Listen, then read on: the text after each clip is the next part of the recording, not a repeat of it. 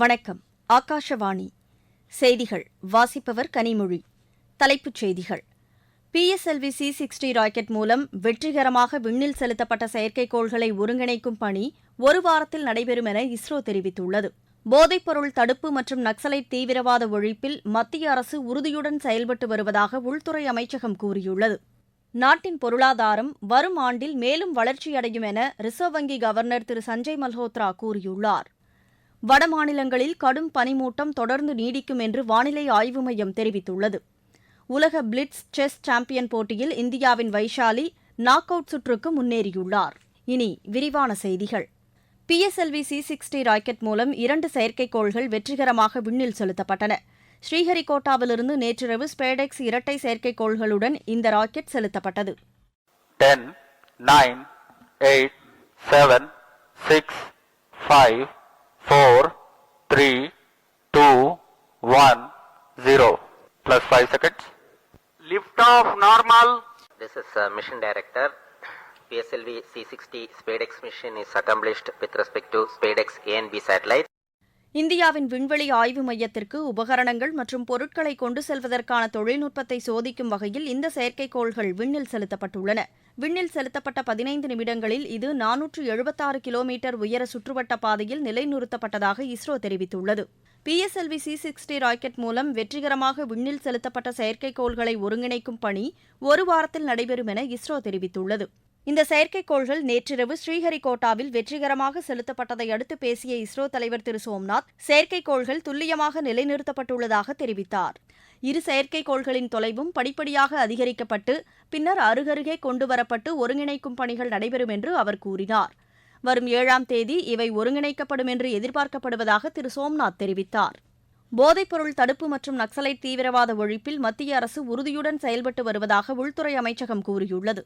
2024ஆம் ஆண்டின் செயல்பாடுகள் குறித்து அந்த அமைச்சகம் வெளியிட்டுள்ள அறிக்கையில் இது தெரிவிக்கப்பட்டுள்ளது.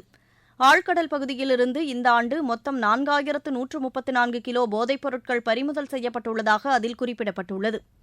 1,17,000 கிலோ போதைப் பொருட்கள் அழிக்கப்பட்டுள்ளதாகவும் அதில் கூறப்பட்டுள்ளது. மாநில அரசுகளின் ஒத்துழைப்புடன் அனைத்து மாநிலங்களிலும் தேசிய போதைப்பொருள் தடுப்பு அமைப்பின் அலுவலகங்கள் அமைக்கப்படும் என்றும் அதற்கான பணிகள் நடைபெற்று வருவதாகவும் தெரிவிக்கப்பட்டுள்ளது. இந்த ஆண்டின் இடதுசாரி தீவிரவாதம் பெருமளவு கட்டுப்படுத்தப்பட்டுள்ளதாகவும் குறிப்பிடப்பட்டுள்ளது.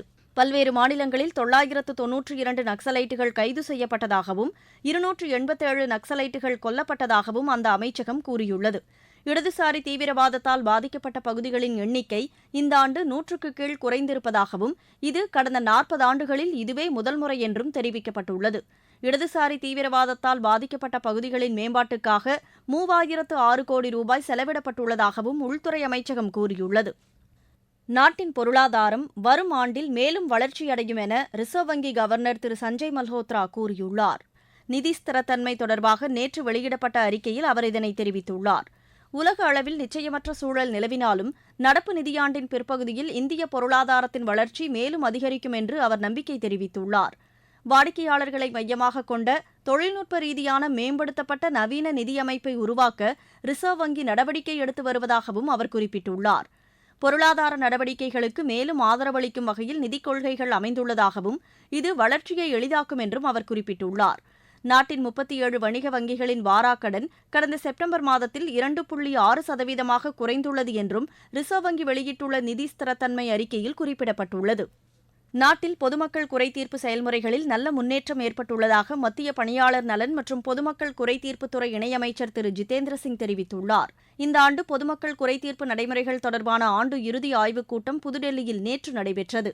இதில் பங்கேற்று பேசிய அமைச்சர், மையப்படுத்தப்பட்ட பொதுமக்கள் குறைதீர்ப்பு நடைமுறையில் இந்த ஆண்டு 28 லட்சம் பேர் பதிவு செய்திருப்பதாக கூறினார்.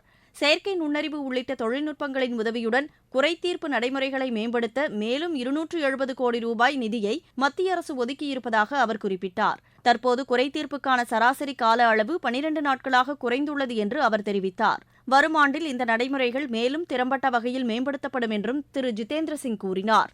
இக்கூட்டத்தில் மத்திய அரசின் பல்வேறு அமைச்சகங்கள், பல்வேறு மாநிலங்களின் அரசு துறைகள் உள்ளிட்டவற்றை சேர்ந்த 500க்கும் மேற்பட்ட மூத்த அதிகாரிகள் பங்கேற்றனர். நீங்கள் கேட்டுக்கொண்டிருப்பது ஆகாஷவாணியின் செய்தி அறிக்கை.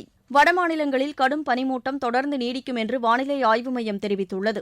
ஜம்மு காஷ்மீர், ஹிமாச்சல பிரதேசம், லடாக் உள்ளிட்ட பகுதிகளில் கடும் குளிர் நிலவும் என்று வானிலை ஆய்வு மையம் தெரிவித்துள்ளது. மேற்கு உத்தரப்பிரதேசம், ஹரியானா, சண்டிகர் ஆகிய பகுதிகளிலும் பனிமூட்டம் நீடிக்கும் என அந்த மையம் கூறியுள்ளது. ஒடிஷா, அஸ்ஸாம், மேகாலயா, நாகாலாந்து, மணிப்பூர், மிசோரம், திரிபுரா ஆகிய மாநிலங்களின் பல பகுதிகளில் இரவு மற்றும் காலை நேரங்களில் மூடுபனி நிலவும் என தெரிவிக்கப்பட்டுள்ளது. அடுத்த 2 முதல் 3 நாட்களில் நாட்டின் மத்திய மற்றும் கிழக்கு பகுதிகளில் குறைந்தபட்ச வெப்பநிலை 2 முதல் 3 டிகிரி செல்சியஸ் வரை குறையக்கூடும் என்றும் அந்த மையம் கூறியுள்ளது. இது தவிர அடுத்த 5 நாட்களுக்கு நாட்டின் மேற்கு பகுதிகளில் குறைந்தபட்ச வெப்பநிலை 4 டிகிரி செல்சியஸ் வரை குறையக்கூடும் என்றும் வானிலை ஆய்வு மையம் தெரிவித்துள்ளது. இதற்கிடையில் கடும் பனி காரணமாக வடமாநிலங்களில் பல்வேறு ரயில்கள் தாமதமாக இயக்கப்படுவதாக இந்திய ரயில்வே தெரிவித்துள்ளது. பிரயாக்ராஜில் நடைபெறவுள்ள கும்பமேளா விழாவையொட்டி சென்னையிலிருந்து சிறப்பு ரயில்கள் இயக்கப்பட உள்ளதாக தெற்கு ரயில்வே அறிவித்துள்ளது. சென்னை சென்ட்ரலிலிருந்து கோம்தி நகருக்கு ஜனவரி 18, பிப்ரவரி 5, மார்ச் 1 ஆகிய தேதிகளில் ரயில்கள் இயக்கப்படும் என தெரிவிக்கப்பட்டுள்ளது. முன்னாள் பிரதமர் மன்மோகன் சிங் மறைவு மற்றும் ஒடிஷாவில் பயிர் சேதங்கள் ஆகியவற்றால் ஆங்கில புத்தாண்டு கொண்டாட்டங்களில் பங்கேற்கப் போவதில்லை என ஒடிஷா முதலமைச்சர் திரு மோகன் சரண் மாஜி கூறியுள்ளார். புத்தாண்டில் தமக்கு பரிசுப் பொருட்களை வழங்க வேண்டாம் என்றும் ஆதரவாளர்களிடம் அவர் கேட்டுக் கொண்டுள்ளதாக ஒடிஷா முதலமைச்சர் அலுவலகம் தெரிவித்துள்ளது. இருதரப்பு உறவுகளை மேலும் வலுப்படுத்தும் நோக்கில் இந்தியா, நேபாளம் இடையே கூட்டு ராணுவ பயிற்சி நேபாளத்தின் சல்ஜண்டியில் இன்று தொடங்குகிறது. சூரியகிரண் என்ற இந்த பயிற்சியில் பேரிடர் மேலாண்மை ஒத்துழைப்பு, தீவிரவாத எதிர்ப்பு உள்ளிட்டவற்றில் கவனம் செலுத்தப்படும். இதில் இந்தியா சார்பில் 4442 வீரர்களும், நேபாளத்திலிருந்து 4715 வீரர்களும் பங்கேற்கின்றனர். ஜனவரி 13ஆம் தேதி வரை இந்த கூட்டு ராணுவ பயிற்சி நடைபெறவுள்ளது. ஜம்மு காஷ்மீரின் பாதுகாப்பு சூழல் குறித்து ஸ்ரீநகரில் மத்திய உள்துறை செயலாளர் திரு கோவிந்த் மோகன் நேற்று ஆய்வு மேற்கொண்டார்.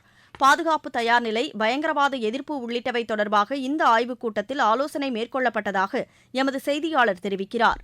குல்மார்க், பஹல்காம் உள்ளிட்ட இடங்களில் குளிர்கால சுற்றுலா தொடர்பான நிகழ்ச்சிகளை ஏற்பாடு செய்வது குறித்தும் அவர் ஆலோசனை நடத்தினார். தேசிய மனித உரிமைகள் ஆணையத்தின் தலைவராக ஓய்வு பெற்ற நீதிபதி திரு ராமசுப்பிரமணியன் நேற்று பொறுப்பேற்றுக் கொண்டார். பின்னர் பேசிய அவர், மனித உரிமைகளை பாதுகாக்க அனைத்து தரப்பினரின் ஒருங்கிணைந்த முயற்சிகள் அவசியம் என்று கூறினார். வானிலை ஆய்வில் இந்த ஆண்டில் குறிப்பிடத்தக்க சாதனைகள் நிகழ்த்தப்பட்டுள்ளதாக மத்திய புவி அறிவியல் துறை அமைச்சகம் தெரிவித்துள்ளது. இது தொடர்பாக அந்த அமைச்சகம் வெளியிட்டுள்ள அறிக்கையில், 2000 கோடி ரூபாய் செலவில் மேற்கொள்ளப்படும் வானிலை இயக்கம் நாட்டில் வானிலை ஆய்வையும் முன்னறிவிப்பு சேவைகளையும் மேலும் வலுப்படுத்தும் என தெரிவிக்கப்பட்டுள்ளது. பிருத்வி விஞ்ஞான் திட்டம் வானிலை தொடர்பான கல்வி மற்றும் ஆய்வுப் பணிகளை மேம்படுத்தும் என்றும் அதில் கூறப்பட்டுள்ளது. மறைந்த முன்னாள் பிரதமர் வாஜ்பேயியின் 100ஆண்டு விழாவை குறிக்கும் வகையில் ராஜஸ்தானில் அனைத்து கிராம ஊராட்சிகளிலும் அடல் கல்வி மையங்கள் அமைக்கப்படும் என்று அம்மாநில முதலமைச்சர் திரு பஜன்லால் சர்மா கூறியுள்ளார். ஜெய்ப்பூரில் நேற்று நடைபெற்ற வளர்ச்சித் திட்டங்கள் தொடர்பான ஆய்வுக் கூட்டத்தில் பேசிய அவர், இந்த மையங்களில் நூலகங்கள் உள்ளிட்ட அறிவுசார் அம்சங்கள் இடம்பெறும் என்று தெரிவித்தார். விளையாட்டுச் செய்திகள். உலக பிளிட்ஸ் செஸ் சாம்பியன் போட்டியில் இந்தியாவின் வைஷாலி நாக் அவுட் சுற்றுக்கு முன்னேறியுள்ளார். நியூயார்க்கில் நடைபெற்று வரும் இப்போட்டியில் தாம் பங்கேற்ற 10 ஆட்டங்களில் 8இல் வெற்றி பெற்று அவர் நாக் அவுட் சுற்றுக்கு முன்னேறியுள்ளார். சந்தோஷ் கோப்பை கால்பந்து போட்டியின் இறுதி ஆட்டத்தில் கேரளா இன்று மேற்குவங்க அணியை எதிர்கொள்கிறது.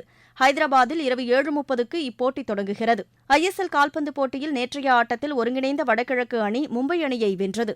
மும்பையில் நடைபெற்ற இப்போட்டியில் ஒருங்கிணைந்த வடகிழக்கு அணி 3-0 என்ற கோல் கணக்கில் வெற்றி பெற்றது. மீண்டும் தலைப்புச் செய்திகள். PSLV C60 ராக்கெட் மூலம் வெற்றிகரமாக விண்ணில் செலுத்தப்பட்ட செயற்கைக்கோள்களை ஒருங்கிணைக்கும் பணி 1 வாரத்தில் நடைபெறும் என இஸ்ரோ தெரிவித்துள்ளது. போதைப்பொருள் தடுப்பு மற்றும் நக்சலைட் தீவிரவாத ஒழிப்பில் மத்திய அரசு உறுதியுடன் செயல்பட்டு வருவதாக உள்துறை அமைச்சகம் கூறியுள்ளது. நாட்டின் பொருளாதாரம் வரும் ஆண்டில் மேலும் வளர்ச்சியடையும் என ரிசர்வ் வங்கி கவர்னர் திரு சஞ்சய் மல்ஹோத்ரா கூறியுள்ளார். வடமாநிலங்களில் கடும் பனிமூட்டம் தொடர்ந்து நீடிக்கும் என்று வானிலை ஆய்வு மையம் தெரிவித்துள்ளது. உலக பிளிட்ஸ் செஸ் சாம்பியன் போட்டியில் இந்தியாவின் வைஷாலி நாக் அவுட் சுற்றுக்கு முன்னேறியுள்ளார். இத்துடன் இந்த செய்தியறிக்கை நிறைவடைகிறது. எமது செய்திகளை சமூக வலைதள பக்கங்களில் ஏர் நியூஸ் சென்னை என்ற முகவரியிலும், RNU சென்னை என்ற யூடியூப் சேனலிலும் உடனுக்குடன் அறிந்து கொள்ளலாம்.